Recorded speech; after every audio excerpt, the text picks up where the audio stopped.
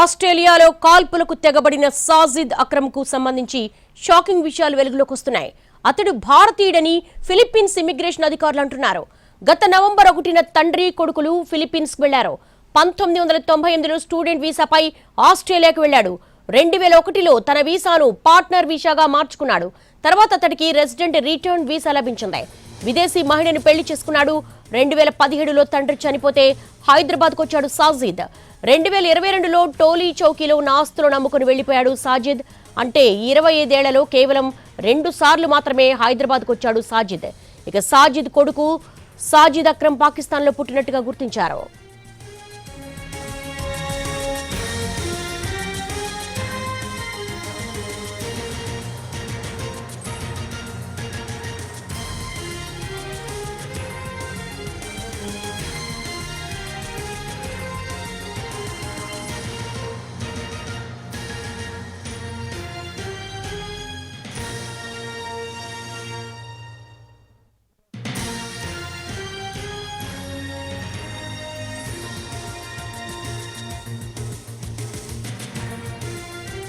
ఆస్ట్రేలియాలో కాల్పులకు తెగబడిన సాజిద్ అక్రమ్కు సంబంధించి చాలా షాకింగ్ విషయాలు వెలుగులోకి వస్తున్నాయి. అతడు భారతీయుడని ఫిలిప్పీన్స్ ఇమిగ్రేషన్ అధికారులు అంటున్నారు. గత నవంబర్ 1న తండ్రి కొడుకులు ఫిలిప్పీన్స్కు వెళ్లారు. 1998లో స్టూడెంట్ వీసాపై ఆస్ట్రేలియాకు వెళ్లాడు. 2001లో తన వీసాను పార్ట్నర్ వీసాగా మార్చుకున్నాడు. తర్వాత అతడికి రెసిడెంట్ రిటర్న్ వీసా లభించింది. విదేశీ మహిళను పెళ్లి చేసుకున్నాడు. 2017లో తండ్రి చనిపోతే హైదరాబాద్కు వచ్చాడు సాజిద్. 2022లో టోలీ చౌకీలో ఉన్న ఆస్తులను నమ్ముకుని వెళ్లిపోయాడు సాజిద్. అంటే 25 ఏళ్లలో కేవలం 2 సార్లు మాత్రమే హైదరాబాద్కు వచ్చాడు సాజిద్.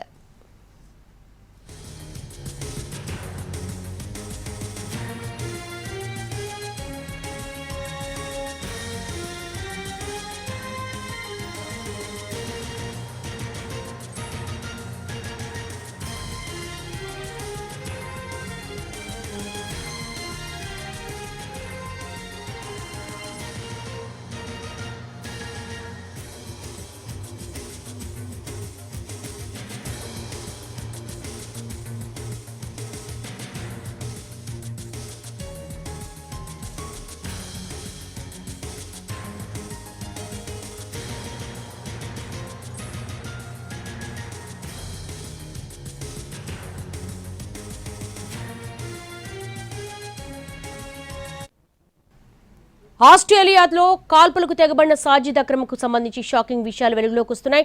అతడు భారతీయుడని ఫిలిప్పీన్స్ ఇమిగ్రేషన్ అధికారులు అంటున్నారు.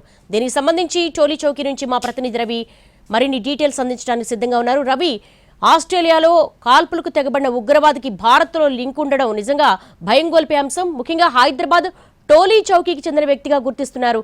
ఏంటి అతని డీటెయిల్స్ ఏమన్నా అక్కడ ఉన్నటువంటి స్థానికులు ఇవ్వడానికి రెడీగా ఉన్నారా?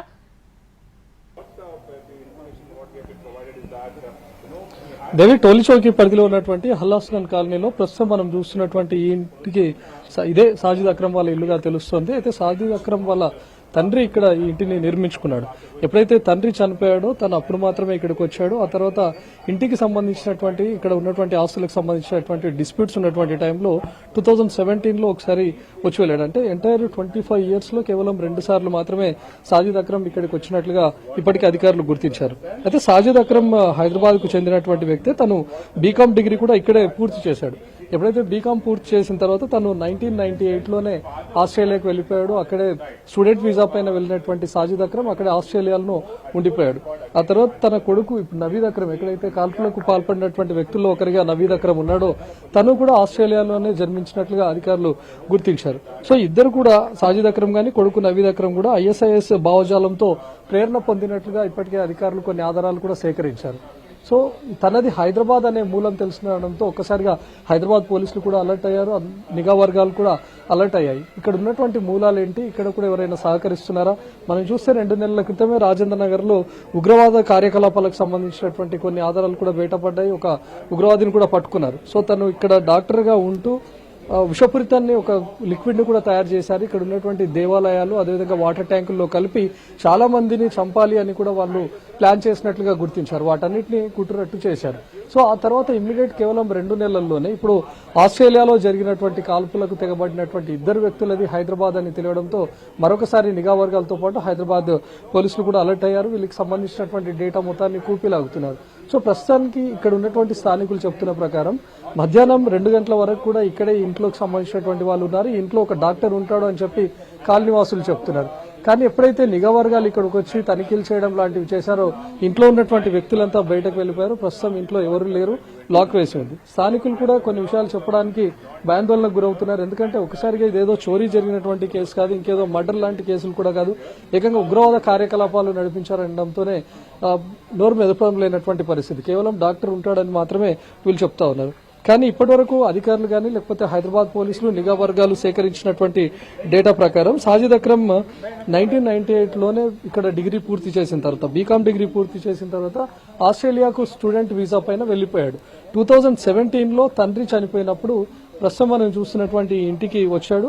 ఆ తర్వాత 2022లో అంటే తండ్రి చనిపోయిన 5 ఏళ్ల తర్వాత మరొకసారి ఆస్తుల్లో పంపకాలు కానీ లేకపోతే ఆస్తులను అమ్మకాలకు సంబంధించినటువంటి విషయమై 2022లో ఒకసారి వచ్చారు. అంటే ఎంటైర్ ఈ 25 ఇయర్స్లో తను హైదరాబాద్ నుంచి వెళ్లిపోయిన తర్వాత కేవలం 2 సార్లు మాత్రమే ఇక్కడికి వచ్చాడు. కానీ కొడుకు నవీద్ అక్రమ్ మూలాలు మొత్తంగా కూడా అటు ఆస్ట్రేలియాలోనే ఉన్నాయి. తను జన్మించింది కూడా ఆస్ట్రేలియాలోనే. కేవలం సాజిద్ అక్రమ్ కు సంబంధించినటువంటి వివరాలు మాత్రమే హైదరాబాద్ మూలాలు ఇక్కడ ఉన్నాయి. కానీ తను ఇక్కడికి వస్తున్నటువంటి క్రమంలో కానీ లేకపోతే అక్కడే ఉండి కూడా హైదరాబాద్ లో కూడా కొన్ని ఉగ్రవాద కార్యకలాపాలు జరిపినటువంటి వ్యక్తులు ఉన్నారు. గతంలో విజయనగరంతో పాటు హైదరాబాద్ కి చెందినటువంటి వ్యక్తులు కూడా పట్టుబడ్డారు. సో వాళ్ళతో వీళ్ళకు ఉన్నటువంటి లింకులు ఏంటి అనే దానిపైన ఇప్పటికే నిఘా వర్గాలు కూడా కూపీ లాగుతున్నాయి.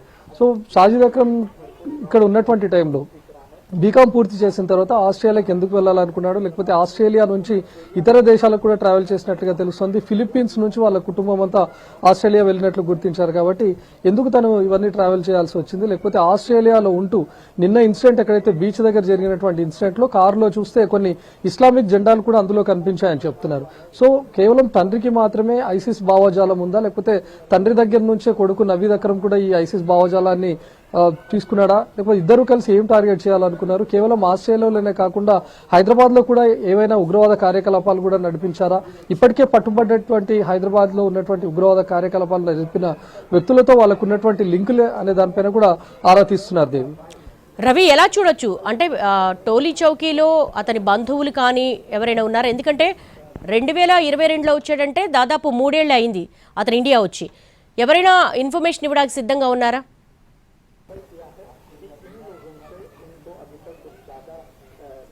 ప్రస్తుతం చూడొచ్చు, ఒక్కసారి ఈ కాలనీ వాసులంతా భయాందోళనకు గురవుతున్నటువంటి పరిస్థితి. నిన్ననే ఎప్పుడైతే వీళ్ళకి సాజిద్ అక్రమ్ ఆనవాళ్ళన్నీ కూడా తనకు సంబంధించినంతా కూడా హైదరాబాద్ టోలీ చౌకీ అని రావడం, అందులోనూ హలస్నన్ కాలనీలో ప్రత్యేకంగా ఇంటిని కూడా గుర్తించిన తర్వాత నిఘా వర్గాలు ఇక్కడికి వచ్చి వాటికి సంబంధించినటువంటి డేటాను కూడా కలెక్ట్ చేశాయి. స్థానికులను కూడా అడిగి వివరాలు తెలుసుకున్నారు. దాంతో వాళ్ళు భయాందోళనకు గురవుతూ ఏది విషయం చెప్పట్లేదు. కానీ ఇందులో ఉన్నటువంటి వ్యక్తి వాళ్ళ కజిన్ అని కొందరు చెప్తా ఉన్నారు, లేదు వాళ్ళ అన్నయ్య ఇక్కడ ఉంటాడని కొందరు చెప్తా ఉన్నారు. ఒకరేమో డాక్టర్ ఉన్నాడు, మధ్యాహ్నం 2 గంటల వరకు కూడా ఈ ఇంట్లోనే ఉన్నాడు అని చెప్తా ఉన్నారు. కానీ ప్రస్తుతానికి మాత్రం పూర్తిగా లాక్ వేసి ఉంది.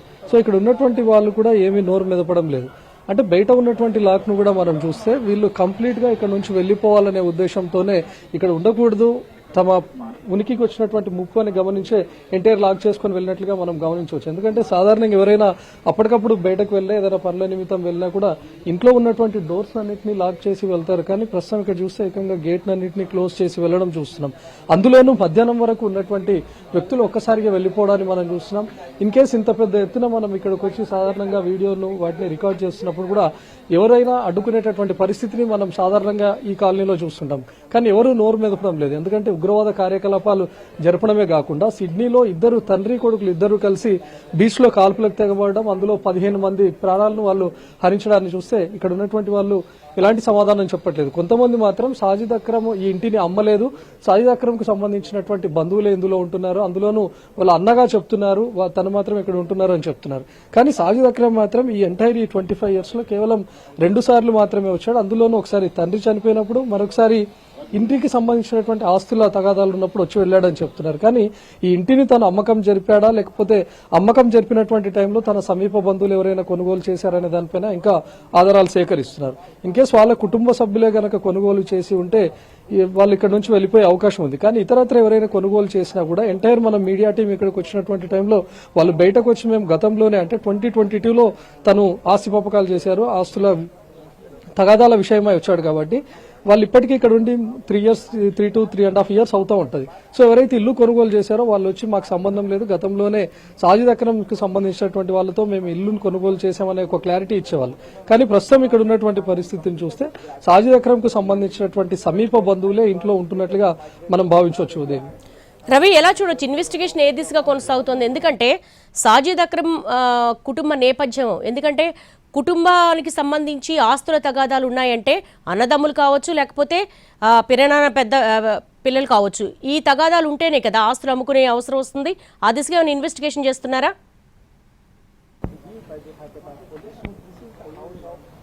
అంటే సాజిద్ అక్రమ్ కి కుటుంబ నేపథ్యానికి సంబంధించి ఇప్పటికే వివరాలు సేకరిస్తున్నటువంటి పోలీసులు, నిఘా వర్గాలు ఎట్ ద సేమ్ టైం కేవలం 2 నెలల క్రితంలో రాజేంద్ర నగర్ లో ఉగ్రవాద కార్యకలాపాలు జరిపినటువంటి ఒక డాక్టర్ ను కూడా అదుపులోకి తీసుకున్నారు. ప్రస్తుతం ఈ ఇంట్లో ఉంటున్నటువంటి వ్యక్తి కూడా ఒకరు డాక్టర్ అని చెప్తా ఉన్నారు. సో ఇది మరింత అనుమానాస్పదంగా కూడా ఉంది. సో వీళ్ళంతా హైదరాబాద్ లో ఉంటూ ఉగ్రవాద కార్యకలాపాలు ఏమైనా జరిపించారా, లేకపోతే ఇక్కడ ఆల్రెడీ పట్టుబడినటువంటి ఉగ్రవాదులతో సాజిద్ అక్రమ్ కు ఉన్నటువంటి లింకులు ఏంటి అని చెప్పి కూడా ఆరా తీస్తున్నారు. సాధారణంగా తను పాకిస్తాన్ కి కూడా ట్రావెల్ చేసి వచ్చాడు. నదీం ఎవరైతే నవీద్ అక్రమ్ కొడుకున్నాడో పాకిస్తాన్ లో జన్మించాడు అని కూడా చెప్తా ఉన్నారు. ఇప్పటికీ తను ఆస్ట్రేలియాలో జన్మించాడా లేకపోతే పాకిస్తాన్ లో జన్మించాడనే దానిపై ఇంకా క్లారిటీ లేదు. ఇన్ కేస్ పాకిస్తాన్ లో కనుక జన్మించుంటే స్టూడెంట్ వీసాపై ఆస్ట్రేలియా వెళ్లినటువంటి వ్యక్తి మళ్ళీ పాకిస్తాన్ కి ఎందుకు ట్రావెల్ చేశాడు? అందులోనూ ఒక ఇటాలియన్ అమ్మాయిని పెళ్లి చేసుకున్నాడు. హైదరాబాద్ కు చెందినటువంటి వ్యక్తి ఆస్ట్రేలియాలో స్థిరపడాలనుకున్నప్పుడు తిరిగి అక్కడ ఇటాలియన్ ఎందుకు పెళ్లి చేసుకోవాల్సి వచ్చిందనే ఎంటైర్ వీటన్నిటిపైన కూకీ లాగుతా ఉన్నారు. అయితే 2 నెలల క్రితమే పెద్ద ఎత్తున ఒక ఉగ్రవాద కుట్రకు కూడా పాల్పడ్డారు. ఒక లిక్విడ్ ను తయారు చేసి వాటన్నిటిని ఇక్కడ హైదరాబాద్ లో ఉన్నటువంటి దేవాలయాలతో పాటు ఇతరత్ర వాటర్ ట్యాంక్స్ లో కలపడం ద్వారా కొన్ని వేల మందిని చంపాలని చెప్పి కూడా వాళ్ళు ప్లాన్ చేశారు. సో ఇంత పెద్ద ఎత్తున ఉగ్ర కుట్రకు పాల్పడినటువంటి ప్లాన్ చేసినటువంటి వ్యక్తి కూడా డాక్టర్ అవ్వడం, ఇక్కడ సాజిద్ అక్రమ్ కు సంబంధించినటువంటి వ్యక్తి ఇంట్లో కూడా ఒక డాక్టర్ ఉండడం మరింత అనుమానాలకు తావిస్తోంది. అందులోనూ ఆస్తుల పంపకాలకు మాత్రమే వచ్చాను, లేకపోతే ఇంటి ఆస్తులకు సంబంధించినటువంటి వాటిపైన వచ్చానని చెప్తున్నటువంటి వ్యక్తి ఈ ఇంటిని అమ్మకుండా వెళ్లిపోయినట్లుగా కూడా మనం భావించవచ్చు. ఇన్ కేసు ఇంటిని ఒకవేళ అమ్మకం జరిపి ఉంటే ఇక్కడ ఉన్నటువంటి వాళ్ళు వచ్చి క్లారిటీ ఇచ్చేవాళ్ళు, మేము కొనుగోలు చేశాం, సాజిద్ అక్రమ్ గానీ మాకు సంబంధం లేదు అని. కానీ ప్రస్తుతం వీళ్ళు ఎంటైర్ లాక్ చేసి వెళ్లిపోవడాన్ని చూస్తుంటే వాళ్ళకు సంబంధించినటువంటి వ్యక్తులే ఇక్కడ ఉన్నారు, ఇక్కడ ఉంటే సాజిద్ అక్రమ్ కు సంబంధించినటువంటి వివరాలు చెప్పాల్సి వస్తుందని చెప్పి వాళ్ళు ఎంటైర్ గేట్ కు కూడా లాక్ వేసి వెళ్లిపోయినటువంటి పరిస్థితి. వీటికి సాజిద్ అక్రమ్ కుటుంబ నేపథ్యానికి సంబంధించి ఇప్పటికే హైదరాబాద్ పోలీసులు కూడా వివరాలు సేకరిస్తున్నారు, కూపీలాగుతున్నారు. దీంతో పాటు దేశ నిఘా వర్గాలు కూడా గతంలో పట్టుబడినటువంటి ఉగ్రవాదులకు కానీ ఇంతకుముందు విజయనగరం కేంద్రంగా చేసుకుని అక్కడ ఉగ్రవాద కార్యకలాపాలకు పాల్పడినటువంటి వాళ్ళ మూలాలు కూడా హైదరాబాద్ లో లభించాయి. సో గతంలో ఉగ్రవాదుల కార్యకలాపాలకు పాల్పడుతూ పట్టుబడినటువంటి వ్యక్తులతో సాజిద్ అక్రమ్ కు ఉన్నటువంటి లింకులపైన కూడా నిఘా వర్గాలు ఆరా తీస్తున్నాయి. అంటే ఎన్ఐఏ రంగంలోకి దిగే అవకాశాలు ఎంతవరకు ఉన్నాయి? ఇక్కడ ఉన్నటువంటి వాళ్ళు ఎవరు నోరు మెదపడం లేదు. ఇక్కడ ఉన్నటువంటి వ్యక్తి ఎవరు అనే అతని పేరు చెప్పడానికి కూడా వాళ్ళు వెనకాడుతున్నారు. రవి, ఇండియన్ పాస్పోర్ట్ కలిగి ఉన్నారు, అలాగే హైదరాబాద్ తో లింక్ ఉంది, ఆస్ట్రేలియాలో అంత పెద్ద టెర్రరిస్ట్ యాక్ట్ జరిగింది. ఈ నేపథ్యంలో ఎన్ఐఏ ఏ విధమైనటువంటి స్టెప్ తీసుకునే అవకాశం ఉంటుంది ఇప్పుడు? అంటే ముందుగా నిన్న ఆస్ట్రేలియా బోండీ బీచ్ వద్ద ఘటన జరగగానే అక్యూజ్ కు సంబంధించినటువంటి వాళ్ళను పట్టుకునేటటువంటి క్రమంలో కొడుకు ఇప్పటికీ హాస్పిటల్లో గాయపడుతున్నాడు, చికిత్స పొందుతున్నాడు. తండ్రి సాజిద్ అక్రమ్ పోలీసుల కాల్పుల్లో చనిపోయాడు. అక్కడ ఉన్నటువంటి కారులో ఎవరైతే అక్యూజ్డ్ వీళ్ళు వచ్చినటువంటి ఉగ్రవాదులు వచ్చినటువంటి కారులో చూస్తే ఇస్లామిక్ జెండాలు కనిపించాయి. వాళ్ళ పేర్లను కూడా అప్పుడే కనుక్కున్నారు. ఎప్పుడైతే వాళ్ళ పేర్లు కానీ అక్కడ ఉన్నటువంటి ఇస్లామిక్ జెండాల ఆధారంగా వాళ్ళు పాకిస్తాన్ కి సంబంధించినటువంటి వాళ్ళు అయి ఉండొచ్చని నిన్న పోలీసులు, ఆస్ట్రేలియా పోలీసులు భావించారు. వాళ్ళు ఉంటున్నటువంటి సాజిద్ అక్రమ్ ఇంటికి వెళ్లి తనిఖీ చేయగా అక్కడ హైదరాబాద్ కు సంబంధించినటువంటి పాస్పోర్ట్ లభ్యమవడంతో ఒక్కసారిగా హైదరాబాద్ పోలీసులను అలర్ట్ చేశారు. ఇండియన్ నిఘా వర్గాలను కూడా ఆస్ట్రేలియా పోలీసులు అలర్ట్ చేశారు. దాంతో హైదరాబాద్ లో ఎక్కడి నుంచి పాస్పోర్ట్ తను కొనుగోలు చేశాడు, హైదరాబాద్ లో మూలాలు ఎక్కడున్నాయనే దానిపైన దర్యాప్తు చేసినప్పుడు టోలీ చౌకీకి సంబంధించి హల్లాస్నన్ కాలనీలో ఈ ఇంటికి సంబంధించిన వివరాలు వచ్చాయి. సో ఎంటైర్ తన తండ్రి చనిపోయినప్పుడు రావడం కానీ లేకపోతే ఆస్తులకు సంబంధించినప్పుడు వచ్చి వెళ్ళినా కూడా గతంలో ఎలాంటి కార్యకలాపాలు ఏమైనా నడిపించాడా, లేకపోతే హైదరాబాద్ నుంచి తను ఆస్ట్రేలియా వెళ్ళడం కానీ, ఆస్ట్రేలియా వెళ్ళినటువంటి వ్యక్తి ఇటాలియన్ ను పెళ్లి చేసుకోవడం కానీ, లేకపోతే అక్కడ నుంచి పాకిస్తాన్ కు ట్రావెల్ చేయడం, కొడుకు పాకిస్తాన్ లో జన్మించడం, వీటన్నిటిపైన ఇప్పటికే నిఘా వర్గాలు కూపిలాగుతున్నాయి. ఎన్ఐఏ కూడా క్లియర్ హిస్టరీ వెరిఫై చేస్తా ఉంది. గతంలో పట్టుబడినటువంటి ఉగ్రవాదులతో ఉన్నటువంటి లింక్ కానీ, లేకపోతే సాజిద్ అక్రమ్ కు సంబంధించినటువంటి కుటుంబ నేపథ్యాన్ని కూడా ఇప్పటికే వెలికి తీస్తున్నారు. All right Ravi, thanks for updates.